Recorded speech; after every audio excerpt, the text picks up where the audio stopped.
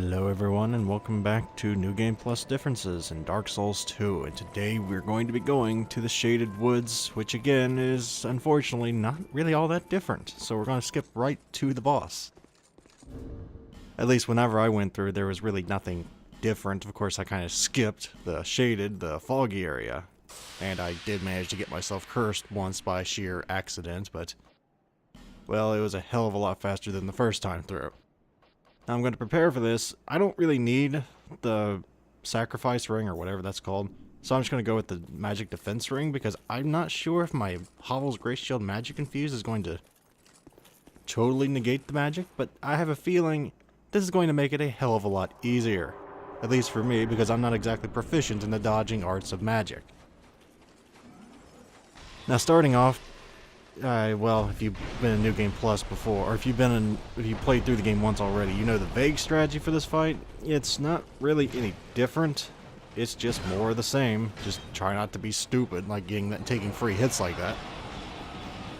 And this is where either dodging, which I'm not proficient at, or if you prefer to go the brute force route like I do, having a magic infused great shield really helps, because as you saw, it didn't really do a whole lot of stamina damage. Of course, you still have to pick your time for attacking, a lot better than I did there, but well, that just comes with experience and not being stupid now, doesn't it?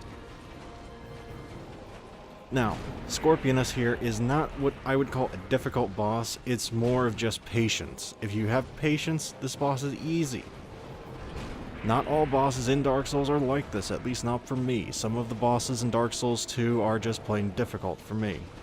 Of course, mainly I'm thinking of some of the DLC bosses, but the best time to attack I've learned is right there, when she puts her pincers into the ground, or whatever you want to call that. I'm not sure what the scientific term for Scorpioness's tail, I guess. Pincer tail? I don't know. I'm not going to get into a debate as to what specific body parts of scorpions are called. Anyway, this is the attack that's actually quite easy to dodge if you know what you're doing. Simply get onto a solid piece of the land, preferably roll away from her, unless you really want to be risky, and it's a lot easier, but watch out for this. The tail swipe takes a hell of a lot of stamina.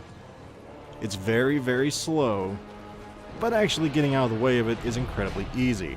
Now, if you actually want to get rid of the tail, that's the way you want to do it. Hit it while her tails are in the ground. It doesn't take very much damage when it's like that, but eventually her tails will in fact break off, which is arguably actually a bad thing, because she does her tail plant much, much less frequently, which is your best time to hit her. Ideally, you want to actually go around to the side if you want to do sheer damage to her during those events, and the fight will go much faster. But other than that, it's just backpedal. But the thing is, you gotta either be really good at dodging that magic, which I'm not, because every time she does it with me, she runs toward me and then does a physical attack right after. So if you screw up your dodging even the smallest bit, you're gonna get hit with something, whether that be her swings, her pokes, or her magic missile, or soul arrow, or whatever. Now, if you actually want to get the item up here, I think I tried to do this twice. I think I failed this time, but the theory's sound. I chickened out a little too early there. You can actually do that without getting hit. But that's why you want to roll away from her. I learned that the hard way right there. I mean, you don't have to, but it's a hell of a lot better to be on solid ground than it is to run around like a chicken with your head cut off while she's underground, unless you keep an eye on where she is at all times. If you're on solid ground, the best place is actually that rock over there to my right. I was actually on a different thing. I'm guessing you can actually get in front of her while she's doing her tail swipe, while she's trying to hit you with her